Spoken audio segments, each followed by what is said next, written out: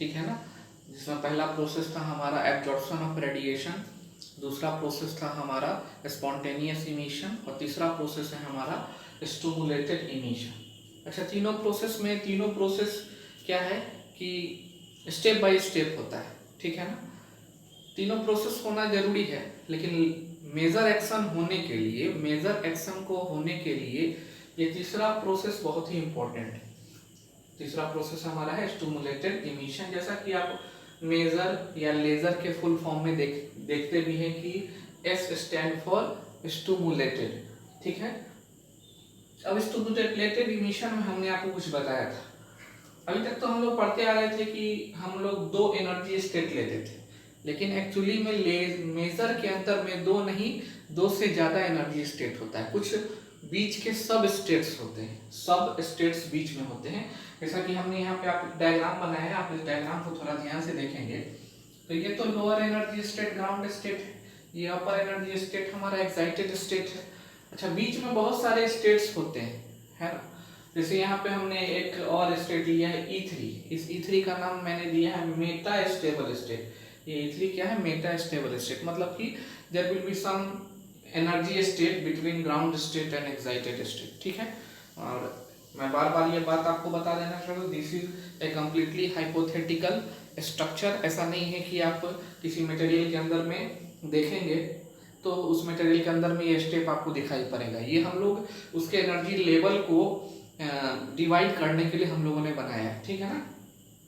तो आप देखिए जैसा कि यहाँ पे 3 एनर्जी स्टेट है, 4 एनर्जी स्टेट भी होता है ना। 4 एनर्जी स्टेट जैसे आप देखेंगे लेजर के केस में देखेंगे कि कार्बन डाइऑक्साइड लेजर है ना, हीलियम नियॉन लेजर है, इसमें 4 एनर्जी स्टेट होते हैं, ठीक है ना। तो यहाँ पे हमने 3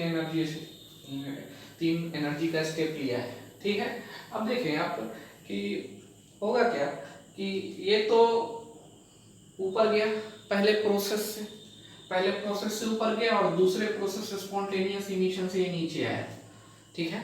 स्पॉन्टेनियस इमिशन से जब ये नीचे आने की कोशिश करेगा तो ये इस स्टेप पर कुछ दूर आकर के कुछ इस एनर्जी स्टेप पर एक और अपने इंटरनल एनर्जी को क्या करेगा? रिलीज करेगा। There will be some release of energy, ठीक है। तो ध्यान से आप समझेंगे कि पहले ये इस स्टेप में गया absorption of radiation, spontaneous emission होने के बाद क्या हुआ कि ये यहाँ से यहाँ तक आने में इसको कुछ टाइम पीरियड और लगा। ये 10⁻³ सेकंड ऊपर ही रहा। इसके बाद ये मेटा स्टेबल स्टेट पे आकर के कुछ देर तक 10⁻⁶ इससे भी कम रुका और उसके बाद ये नीचे चला है। तो हम ओवरऑल आपको इस डायग्राम में यही बताना चाहते हैं, इस एनर्जी लेवल डायग्राम में यही बताना चाहते हैं कि there will be a some what population inversion. यहाँ से एटम तुरंत ऊपर जाएगा, ठीक है, क्योंकि हम इसको पंप कर रहे हैं। यहाँ से जो एटम एनर्जी लेकर के ऊपर जा रहा है with the help of what? Pumping, ठीक है। हम पंपिंग डिफरेंट तरीके से कर सकते हैं। जैसा कि आपने देखा था एब्जॉर्प्शन ऑफ रेडिएशन में मैंने यहाँ क्या दिया था? एक रेडिएशन दिया था। तो इस रेडिएशन को हम लोग ऑप्टिकल पंपिंग बोलेंगे। ये पंपिंग हम लोग क्या कर सकते हैं? इस एटम को यहाँ से ऊपर भेजने के लिए थर्मल पंपिंग भी कर सकते हैं, ठीक है। पंपिंग का मतलब है जैसे फॉर एग्जांपल आप देखें, अगर हमको नीचे से वाटर को अगर ऊपर में अगर पानी की टंकी में पहुंचाना हो तो क्या करते हैं? पंप करते हैं हम लोग, ठीक है। तो एब्जॉर्प्शन ऑफ रेडिएशन के अंदर हमने आपको यहाँ पे जो पंपिंग दिखाई थी वो रेडिएशन के द्वारा पंपिंग कराया था। हम हीट से भी पंपिंग करा सकते हैं, मतलब इसको एनर्जी देना है हमको ताकि ये यहाँ से यहाँ चला है, ठीक है। तो ये विभिन्न तरीके से हो सकता है। ये हमारा ऑप्टिकल से भी हो सकता है, थर्मल से भी हो सकता है, ठीक है। तो ये पंपिंग हम करेंगे तो जैसे हम एनर्जी देना शुरू करेंगे सारा का सारा एटम ऊपर चला जाएगा। अब ऊपर आने में थोड़ा ना थोड़ा तो समय इसको लगा, ऊपर आया उसके बाद थोड़ा ना थोड़ा समय तो यहाँ पे रुका, उसके बाद ये कहाँ जाएगा? नीचे आएगा। तो जब ये नीचे आएगा तो इसको कुछ टाइम तो लगेगा, ऊपर रुकेगा, यहाँ रुकेगा, उसके बाद तब तक में नीचे से बहुत सारे एटम ऊपर चले जाएंगे। मतलब कहने का क्या कि there will be a population inversion and due to this population inversion, after this population inversion when the atom will come it will start releasing the energy। आप देख रहे हैं एनर्जी को ये रिलीज कर रहा है, ठीक है। और इसी एनर्जी को हम लोग क्या करते हैं? फाइनली इस एनर्जी को हम लोग क्या करते हैं? आउटपुट में कलेक्ट करते हैं, ठीक है ना। तो लेजर या मेजर एक्शन होने के लिए this much amount of energy we will calculate, और we will not calculate, we will collect. Okay, तो हम लोग इसको क्या करेंगे, कलेक्ट करेंगे। तो यही सारी बातें हमने इसमें लिखी है कि at particular time, generally at the thermal equilibrium, particular time का यहाँ पर मतलब थर्मल इक्विलिब्रियम से है, ये number of atom will be here more, then it is called normal population, and when you pump this, when you pump this, then the atom will go from this state to this state। ठीक है, इस state में जाने के बाद यहाँ पर atom की संख्या धीरे धीरे कम होनी शुरू होगी, यहाँ पे एटम की संख्या एट ए इंस्टेंट क्या होगा, ज्यादा होने लगेगा। ठीक है ना, आप बोलेंगे कि सर यहाँ से जाएगा फिर तुरंत आ जाएगा, लेकिन तुरंत नहीं है, तुरंत नहीं है, there will be some time. ठीक है, तो एटम की संख्या यहाँ कुछ at a particular instant of time यहाँ पर एटम की संख्या कम होगी, यहाँ पे एटम की संख्या क्या होगी, ज्यादा होगी, then we will called it what, population inversion, population का इन्वर्जन हुआ, and due to this population inversion इसमें क्या हुआ, एटम फिर जब ये नीचे आएगा तो ये स्टेप बाय स्टेप होकर के आएगा और एनर्जी को क्या करेगा, धीरे धीरे रिलीज करता जाएगा। ठीक है, तो हमने नीचे लिख दिया है कि when it will come to the ground state it will hold at some time at the metastable state, ये कुछ समय के लिए मेटास्टेबल स्टेट पे भी रुकता है, और जब ये आता है तो पूरी की पूरी एनर्जी रिलीज करता है। तो आप देखें कि एक एनर्जी एच न्यू हमने दिया तो यहाँ पर 2 एनर्जी का रिलीज हुआ, ये ड्यू टू द लेबलिंग, ये लेबलिंग ट्रांजिशन के कारण यहाँ 2 एनर्जी हुआ। ठीक है, तो अगर हम यहाँ 2 एनर्जी देते हैं तो यहाँ पर हमारा 4 एनर्जी मिलता, तो हम देख रहे हैं there will be a multiplication of what, energy, multiplication of what, quantum energy.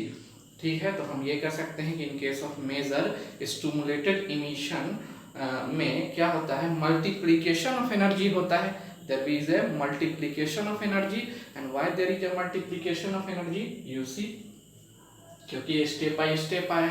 ठीक है, अच्छा, मल्टीप्लिकेशन ऑफ एनर्जी होने के लिए क्या होना जरूरी है, मल्टीप्लिकेशन ऑफ एनर्जी होने के लिए हमें पॉपुलेशन इन्वर्जन का होना जरूरी है। सो if anybody will ask you what is the principle of measure, you will say definitely the principle of laser is nothing but the stimulated emission, and how this stimulated emission will be performed, this stimulated emission will perform by population inversion। तो हम लोग population inversion से हम लोग stimulated emission लाएंगे, and this is the final process of what, maser. ये maser का ये तीसरा और इम्पोर्टेंट हमारा क्या है, प्रोसेस। ठीक है, तो यहाँ तक हमने देख लिया। अब इसके बाद हम लोग क्या करते हैं, हम लोग कंपोनेंट ऑफ मेजर देख लेते हैं। कंपोनेंट ऑफ मेजर देखने के बाद वन टाइप ऑफ मेजर हम लोग डिस्कस कर लेंगे। ठीक है, एक प्रकार का मेजर हम दिखा, अभी तक तो आपको पता है कि मेजर होता है, लेकिन मेजर क्या होता है, व्हाट इज मेजर, कैसा होता है, ठीक है, किस मटेरियल का बना होता है, ये सारा चीज हम लोग देखेंगे। एक छोटा सा हम लोग एक टॉपिक और देख लेते हैं, इसके बाद next that is what, component of maser. ठीक है, यू नोट डाउन दिस। ठीक, चलिए, तो नेक्स्ट हमारा टॉपिक है कंपोनेंट ऑफ मेजर। एक मेजर को कंस्ट्रक्ट करने के लिए, मेजर को बनाने के लिए हमने देखा इससे पहले कि हमको 3 प्रोसेस करना पड़ता है। अच्छा, ये सारे प्रोसेस कहाँ पे होंगे, कुछ कंपोनेंट लगेगा हमको जिससे हम मेजर को बना सके। ठीक है, जैसे फॉर एग्जांपल इस मार्कर को बनाने के लिए इसके अंदर क्या लगा है, इसके अंदर कुछ कंपोनेंट्स लगे हुए, प्लास्टिक है, ठीक है ना, प्लास्टिक है, इसके अंदर हमारा क्या होगा, कॉटन का एक इसके अंदर सिलेंडर बना हुआ है। ठीक है, तो इसी टाइप से मेजर को कंस्ट्रक्ट करने के लिए कुछ हमें क्या करनी पड़ेगी, कंपोनेंट्स की जरूरत पड़ेगी इसमें, जिसमें सबसे पहला कंपोनेंट है पंपिंग। पंपिंग के बारे में हमने अभी आपको बताया था। ठीक है, कि एटम को लोअर एनर्जी स्टेट से हायर एनर्जी स्टेट में हम ले जाएंगे। कैसे ले जाएंगे, हम एनर्जी प्रोवाइड कराएंगे, और यही प्रोसेस हमारा क्या कहलाता था, प्रोसेस कहलाता था एब्जॉर्प्शन ऑफ रेडिएशन। ठीक है, अब ये एब्जॉर्प्शन ऑफ रेडिएशन प्रोसेस करने के लिए हमको पंपिंग करना पड़ता है। एब्जॉर्प्शन ऑफ रेडिएशन प्रोसेस को करने के लिए पंपिंग करना पड़ता है।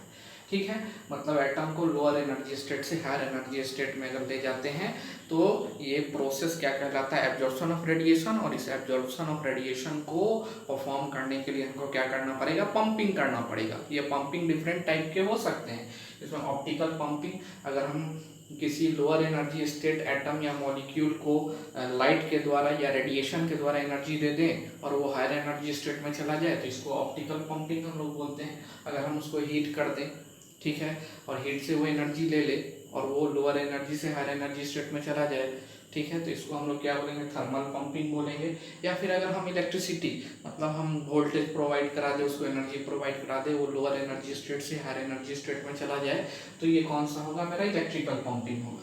तो पंपिंग ये हमारा जनरली 3 प्रकार का पंपिंग हम लोग इसमें देखते हैं, ठीक है।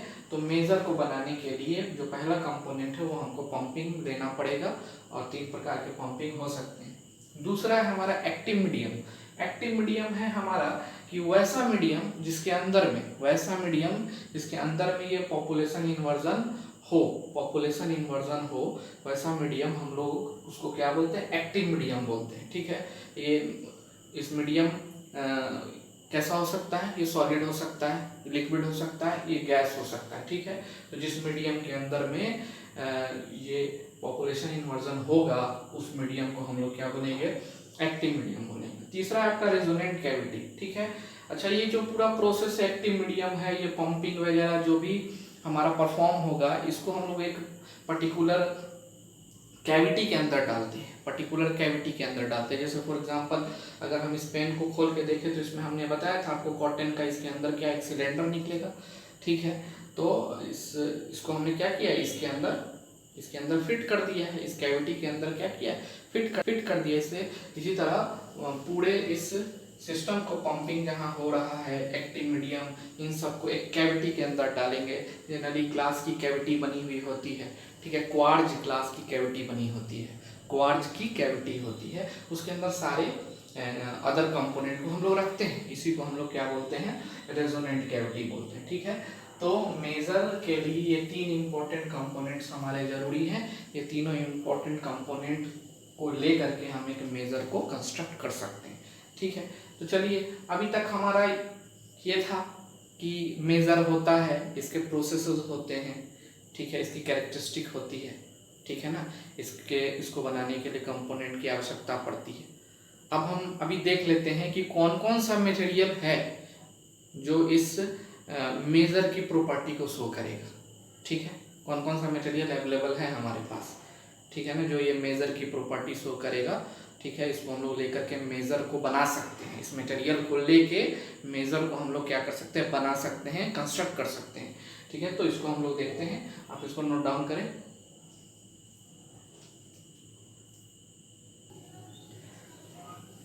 चलिए, तो नेक्स्ट हमारा है कि हम लोग कौन सा मटेरियल मेजर बनाने के लिए यूज करते हैं।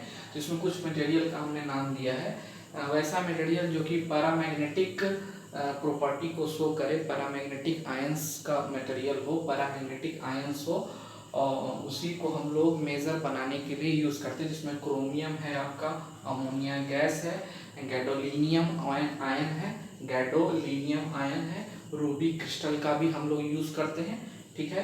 अच्छा, Ruby crystal it is nothing but aluminium oxide plus chromium oxide का मिक्सचर होता है, जो कि एक रूबी कलर टाइप का दिखता है हमारा। तो रूबी क्रिस्टल का सिलेंडर हम लोग यूज करते हैं इसके लिए, ठीक है। तो ये हमारा मटेरियल हो गया, ये इस टाइप के मटेरियल हम लोग मेजर को कंस्ट्रक्ट करने के लिए हम लोग ये मटेरियल का यूज करते हैं, ठीक है। नेक्स्ट आप एक डायग्राम देख रहे हैं, एक रूबी मेजर कैविटी एम्पलीफायर का डायग्राम। ये जो डायग्राम आप देख रहे हैं, ये रूबी मेजर कैविटी एम्पलीफायर का डायग्राम है। इस डायग्राम में आप देखिए, कुछ आपको इसमें पूरा सिस्टम आपको दिखाई पड़ेगा। यहाँ से पंप करेंगे, अब ये पंप आप इलेक्ट्रिकली कर सकते हैं, थर्मली कर सकते हैं, या आप रेडिएशन के थ्रू कर सकते हैं। तो ये पंपिंग हम यहाँ से करेंगे। अच्छा, पंपिंग जो हम करेंगे तो किस चीज को पंप करेंगे कि वो मेजर एक्शन को शो करे। तो यहाँ पर आप देख रहे हैं रूबी क्रिस्टल को, किस चीज को पंप करेंगे, रूबी क्रिस्टल को हम लोग यहाँ से क्या करेंगे, पंप करेंगे। और ये रूबी क्रिस्टल क्या है, it is nothing but aluminium oxide plus chromium oxide का क्या है, ये मिक्सचर है। तो जब हम इसको पंप करेंगे तो ये हमारा मेजर एक्शन को शो करेगा, मेजर एक्शन को शो करेगा मतलब वो प्रोसेस से गुजरेगा, जो प्रोसेस हम लोग पढ़े थे, absorption of radiation, spontaneous emission and stimulated emission, ये सारे प्रोसेस से गुजरेगा। और ये क्या करेगा, ये एक मेजर मतलब एक हाई बीम जिसका पावर हाई हो उसको रिलीज करेगा। ठीक है, तो यहाँ से जो भी मेजर एक्शन हमारा होगा तो वो हाई पावर को रिलीज करेगा। हाई पावर को रिलीज करेगा तो क्या होगा उस पावर को हम लोग, ये मैग्नेटिक लूप है, इस मैग्नेटिक लूप के मदद से हम लोग इस पावर को क्या करेंगे कलेक्ट करेंगे। ठीक है, ध्यान रखना ये इंटरनली कनेक्टेड होता है इससे। ठीक है, इंटरनली कनेक्टेड होता है, मतलब हम इसमें यहाँ से तो नहीं, हम यहाँ से नहीं दिखाएंगे क्योंकि यहाँ से थोड़ा कंफ्यूजन हो जाएगा। मतलब जो भी हमारा मेजर का पावर जो भी जनरेट होगा उस पावर को हम लोग इसके थ्रू क्या करेंगे, कलेक्ट करेंगे। इसके थ्रू हम लोग क्या करेंगे, कलेक्ट करेंगे इस लूप के थ्रू, और लूप के थ्रू कनेक्ट करने के बाद यहाँ से हम लोग क्या करेंगे, इसको कोएक्सियल इनर कंडक्टर, ये यहाँ से, ये आप देख रहे हैं यहाँ से यहाँ तक ये एक लूप है। ठीक है, और ये हमारा एक कोएक्सियल क्या है, इनर कंडक्टर है, दोनों ज्वाइंट है। ठीक है, यहाँ से पंप किया, ठीक है, ऑप्टिकल पंप कर सकते हैं, थर्मल या इलेक्ट्रिकल पंप कर सकते हैं। किसको पंप किया, यहाँ पर जो पैक्ड रूबी क्रिस्टल है, यहाँ पे जो पैक्ड रूबी क्रिस्टल आप देख रहे हैं इसके अंदर पैक्ड रूबी क्रिस्टल, उसको हमने पंप किया। पंप करेंगे तो वो तीनों प्रोसेस से गुजरेगा, वो तीनों प्रोसेस से जब गुजरेगा तो वो क्या करेगा, मेजर पावर जनरेट करेगा, और मेजर पावर को हम लोग किसके थ्रू क्या करेंगे, इस लूप और इनर कोएक्सियल के मदद से हम क्या करेंगे, इसको आउटपुट में कलेक्ट कर लेंगे। ठीक है, तो आप देख रहे हैं यहाँ पर कि ये दो, आप यहाँ पे स्लॉट देख रहे हैं, ये दो स्लॉट बना हुआ है, एक में लिक्विड हीलियम और दूसरे में लिक्विड नाइट्रोजन का यूज कर रहे हैं। ठीक है, ये दोनों कूलेंट होते हैं। ठीक है, ये ज्यादा कूल करता है। ठीक है, इसके मुकाबले ये क्या करेगा, लिक्विड हीलियम का एब्जॉर्बिंग पावर ज्यादा होता है। ठीक है, तो ये हीट जो डेवलप होगा while doing this maser action होने के समय में हीट का डिसिपेशन होता है। There is a dissipation of what heat, and if you not collect the heat, उस हीट को आप कलेक्ट नहीं करेंगे तो उसके अंदर प्रेशर बढ़ जाएगा। ट्यूब के अंदर क्या होगा, प्रेशर बढ़ जाएगा। तो अगर इंटरनल प्रेशर ज्यादा हो जाएगा एक्सटर्नल प्रेशर के, तो ट्यूब हमारा क्या हो सकता है, ब्रास्ट कर सकता है। तो इसलिए हम लोगों ने क्या किया, यहाँ पर जो भी हीट होगा उसको एक यहाँ पे एब्जॉर्ब करेंगे, हीलियम के द्वारा एब्जॉर्ब करेंगे, गुड एब्जॉर्बेंट होता है। और एब्जॉर्ब करने के बाद यहाँ पे लिक्विड नाइट्रोजन N2 यहाँ पे दिया हुआ है, लिक्विड नाइट्रोजन इसको एब्जॉर्ब करके अपने अंदर एब्जॉर्ब कर लेगा। इसको कूलेंट की तरह इसको ये क्या करेगा, हमेशा इस हीट को इसके अंदर ज़्यादा बढ़ने नहीं देगा। ठीक है, तो this is all about your diagram of this ruby maser cavity amplifier. तो अगर आपसे एग्जाम में पूछा जाए कि एक्सप्लेन मेजर, तो with the help of what diagram, तो हम लोग इस डायग्राम को क्या कर सकते हैं, बना सकते हैं। ठीक है ना, और इसके बारे में हम लिख देंगे। ठीक है, कि हम लोग पहले इसको पंप करेंगे, आइदर ऑप्टिकल, थर्मल और इलेक्ट्रिकली पंप कर सकते हैं। किसको, तो यहाँ पर पैक्ड रूबी क्रिस्टल होगा। There is a packed ruby crystal which can be pumped from this side, and this pumping is either electrical or it is what optical or it is what thermal। जब हम इसको pump करेंगे then this packed ruby crystal which is nothing but aluminium oxide plus chromium oxide। ठीक है, तो aluminium chromium oxide दोनों का mixture होता है। तो जब हम इसको पंप करेंगे तो ये लेजर एक्शन को शो करेगा। लेजर एक्शन को शो करने के लिए 3 प्रोसेस से गुजरेगा। पहला प्रोसेस होगा absorption of this radiation, second process होगा स्पॉन्टेनियस इमिशन, थर्ड प्रोसेस होगा स्टिमुलेटेड इमिशन। और स्टिमुलेटेड इमिशन के अंदर क्या होता है, पॉपुलेशन इन्वर्जन होता है। जब पॉपुलेशन इन्वर्जन होगा तो ये एक मेजर पावर को जनरेट करेगा, and that maser power will be connected by this magnetic loop, and this magnetic loop is connected with the coaxial inner conductor, and with the help of coaxial inner conductor we can take out this measure power। इस measure power को हम लोग क्या कर सकते हैं, output में निकाल सकते हैं। ठीक है, in the whole process of what measure production there is a release of large amount of heat, and इस हीट को कूल करने के लिए हम लोग दो ट्यूब के अंदर, एक के अंदर हीलियम जो कि गुड एब्जॉर्बेंट ऑफ हीट होता है, और एक हमने लिक्विड नाइट्रोजन यूज किया है जो कि गुड कूलेंट होता है। एक एब्जॉर्बेंट ऑफ हीट एंड दूसरा गुड कूलेंट होता है, इसको हम लोगों ने यहाँ पे यूज किया है। तो हम इसके बारे में क्या कर सकते हैं, लिख सकते हैं, ठीक है। यू कैन राइट दिस, इसको आप लिख लीजिएगा अपने कॉपी में, अपने नोट्स में। अगर आपको थोड़ा दिक्कत होता है तो वीडियो को बैक करके आप इसके थ्योरी को लिख लेंगे, ठीक है। तो this is all about your one type of ruby maser cavity amplifier. ये रूबी मेजर कैविटी हमारा एम्पलीफायर है, ठीक है। इसके बाद हम लोग इसका एक छोटा सा परफॉर्मेंस देख लेते हैं, इसका एडवांटेज देख लेते हैं और इसका एप्लीकेशन हम लोग देख लेते हैं। तो ये टॉपिक हमारा क्या हो जाएगा, खत्म हो जाएगा, ठीक है। नोट डाउन आप कर लें, यहाँ नोट कर लें, इस फिगर को ड्रॉ कर लें।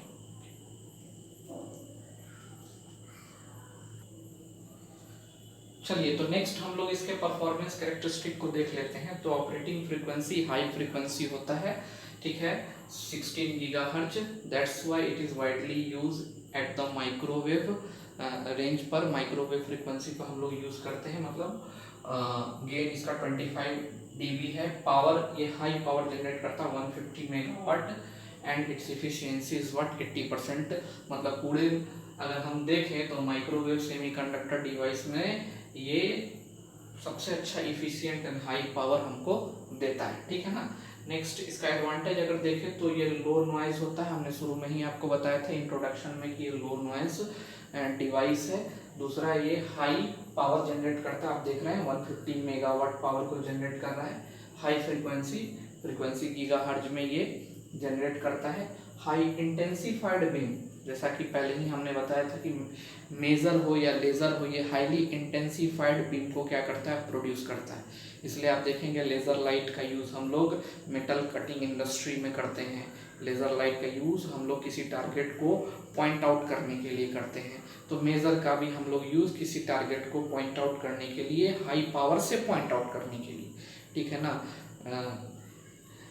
नेक्स्ट इसका एप्लीकेशन है, तो हम लोग इसका application low level noise amplifier में करते हैं, लो लेवल नॉइज ऑसिलेटर में करते हैं, रेडियो टेलीस्कोप, रेडियो एस्ट्रोनॉमी में, ठीक है ना। स्पेक्ट्रोस्कोपी, मतलब मॉलिक्यूल के स्ट्रक्चर को स्टडी करने के लिए स्पेक्ट्रोस्कोपी का यूज़ करते हैं, जिसमें हम लोग मेजर का यूज़ करते हैं, ठीक है। एक और एप्लीकेशन आप लोग लिख सकते हैं कि इसका यूज़ हम लोग वेपन्स वगैरह में, एडवांस गाइडेड मिसाइल्स वगैरह में हम लोग कर सकते हैं, ठीक है। तो this is all about your maser, ठीक है ना। मेजर के बाद यूनिट 2 में एक टॉपिक और आपका बचा, एवलांचेस इफेक्ट डायोड के बारे में।